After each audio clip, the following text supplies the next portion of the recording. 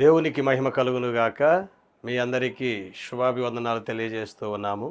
ప్రియమైన దేవుని పిల్లలారా, దేవాతి దేవుడు మనల్ని ప్రేమించి మరొక మంచి సమయాన్ని మనకు అనుగ్రహించి ఉన్నాడు.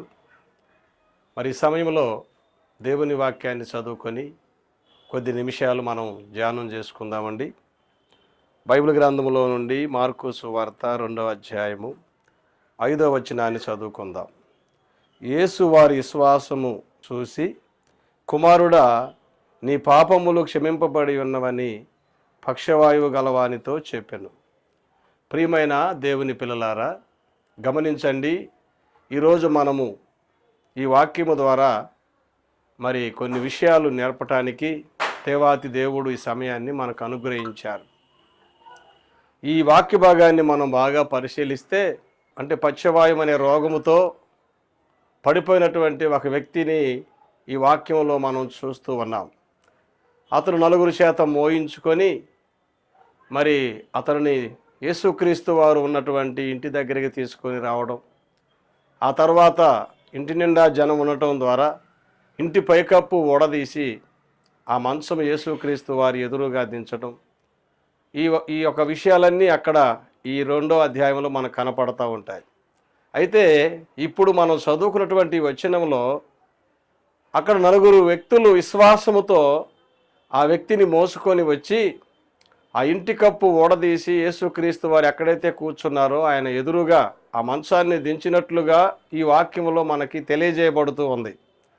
అయితే యేసుక్రీస్తు వారు అదంతా చూసిన తర్వాత, వారి విశ్వాసాన్ని చూసిన తర్వాత ఆ రోగముతో పడి ఉన్నటువంటి ఆ వ్యక్తితో ఏమని మాట్లాడుతూ ఉన్నాడంటే, ఇదిగో నీ రోగం బాగుపడుతుంది, తిరిగి నీ ఇంటికి వెళ్ళమని చెప్పట్లేదు, నీ పాపములు క్షమించబడ్డాయి అని ప్రభువారు మాట్లాడుతున్నాడు.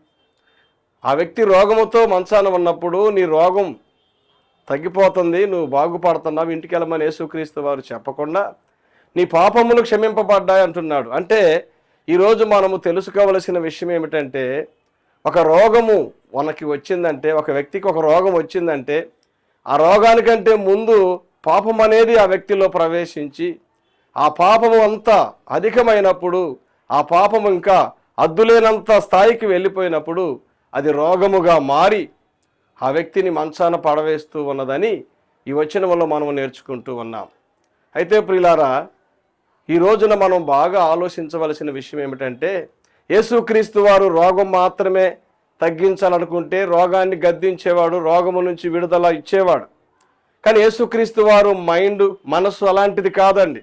ఒక వ్యక్తి లోపల ఉన్న పాపం అనేది తొలగించబడిన తర్వాత ఆ వ్యక్తి ఆయనకు దగ్గర అవుతాడు.